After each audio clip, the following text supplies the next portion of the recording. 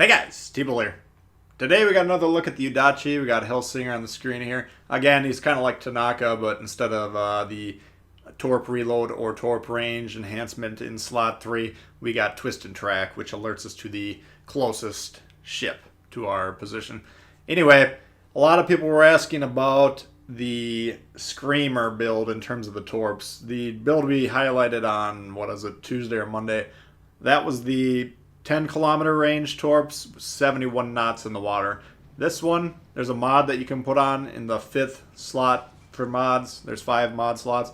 The 5th one you can take on and off without paying credits every time or gold. If you don't know, you can switch mods with credits. You just have to click up one on the D-pad when you're switching the mod up. Some people don't know that. Little tip for you.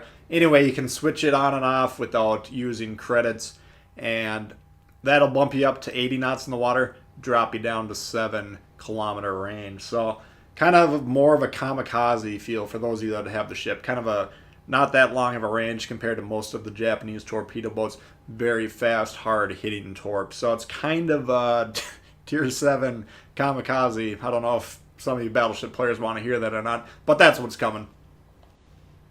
Of course, when you're playing with this build, what you got to understand is you're going to, by its very nature, just be naturally closer positioned to the enemy. So you do need to be very careful about that. You can see how close we have to get to, frankly, a fairly large swatch of ships here to get in range.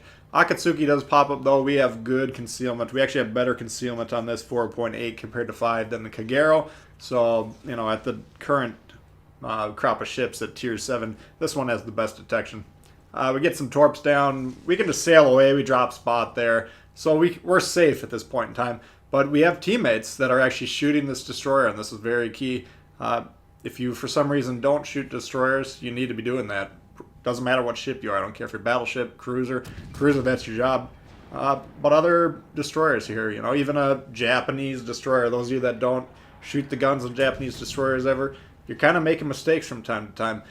Especially tier 5 and up, starting with the Fubuki, the guns are powerful. They're just slow reloading. That's the disadvantage.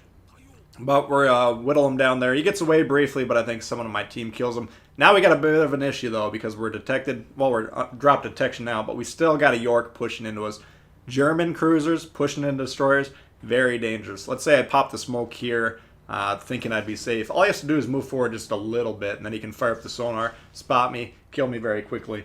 So we get some screamers down the water. Normally, torp and cruisers, not that profitable, but with these puppies, very hard to dodge. So normally you'd have to feel a little bit of shame whenever you take a torp strike in the cruiser, but not with these ones. I mean, this is, you know, we don't quite get the dev strike here. He lives by the skin of his teeth, but we do have guns, and again, we're going to use them. So in a couple salvos here, we eliminate a very big threat to us. Hippers, Yorks, you know, ships of that nature, you got to be getting rid of them. Support your own destroyers by killing the threats to them. Radar cruisers, cruisers that have really strong sonar, very high level threats to your destroyers. So get rid of them. Took care of him. Now we got to look around. Who's the next victim? We got a CNOP. He's backing up. We'll check out the other available targets. Hipper's going behind the island. Jean Bart's backing up, of course. And looks like the CNOP's the main target. Now, we do have a Naoba over there, and he is kind of going towards the CNOP, so we do have to be careful of that. But, you know, we're going to go for it anyways. Now, normally, torping ships that are moving away from you, like the CNOP is, hard to do.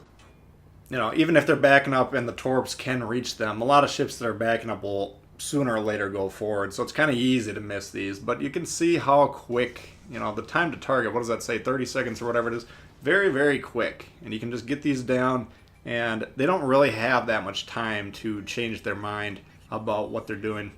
Now you can see here the torps are on the CNOP. Aoba, unbeknownst to him, he's kind of turned himself into that guy that dives in front of the bullet to save the president or whatever. So he doesn't know it, but that's what he's going to do. Let's see if he can actually save the CNOP, because he's going to take a little bit of damage here. One shot there. CNOP gets one. Oh, he gone. CNOP, he gone. And yes, I did want to do the Double Strike remix, of course, but there was so much carnage there that the announcer was just talking over himself. It wouldn't have been a very good dub, so we'll get the next double strike there, don't you worry. So, this is the second time we've seen this ship just dominate now, and it's not the only 2 times I've done it. Trust me, this thing is a beast. Destroyer players are going to definitely enjoy it. Battleship players, maybe you're sitting there thinking, oh no, I'm screwed. We've seen it the last few campaign reward ships where they're very strong, or I don't know what order they're coming out, but John Bart, people complain about that one. How do you counter the John Bart? You get on its side. If you're a battleship player and you don't move all game, you're not going to get on the John Bart's side, and that's going to be a problem for you. Kutuzov, how do we counter this thing? It sits in the smoke.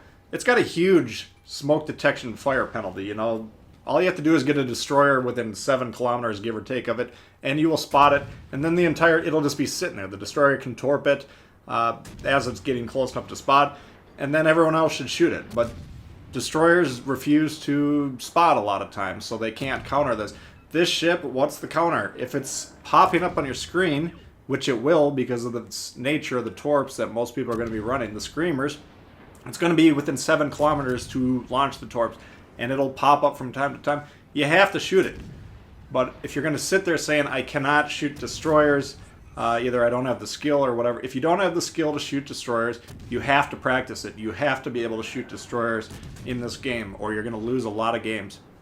So the counters are here for these ships, but if players do not engage in the behavior that counters them, then they're going to destroy your team. And this thing is definitely no exception.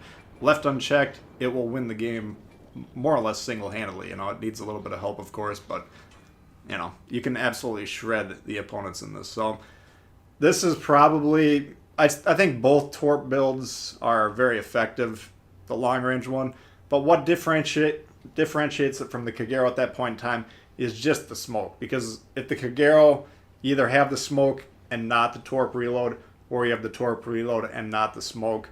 This one, you got them both. So that's kind of the main difference between the Kagero and this, if you run the long-range one.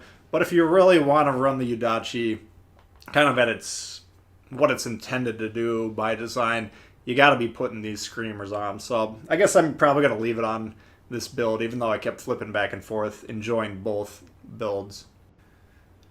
Speaking of John Barts, who sit in the back, look who we got here. And this is kind of the proper order. The way you lose games to John Barts when they're sitting on the moon doing nothing except for looking through their Hubble telescopes is keep shooting at them. If they're way in the back, they're not really doing anything. Shoot destroyers first, shoot cruisers, then shoot battleships that are actually in position to affect the game.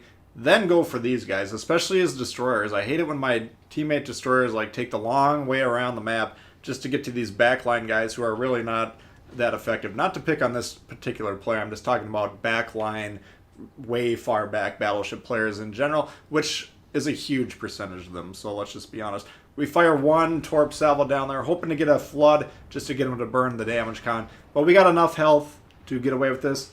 The counter to this, by the way, is shoot the Torps, and you got to know, generally the Torps on destroyers are right in the middle of the ship. If you can hit them, especially for tier 7 destroyers that have the mod that reloads them, I think it's 15% faster, but increases the chance to damage the Torps by 50%. That's how you counter those. Anyway, that's another look at the Yudachi. Hope you guys did enjoy it. If you did, please hit the thumbs up. If you're new to the channel, consider subscribing. Questions, comments, leave them below, and we'll see y'all later. All right, peace.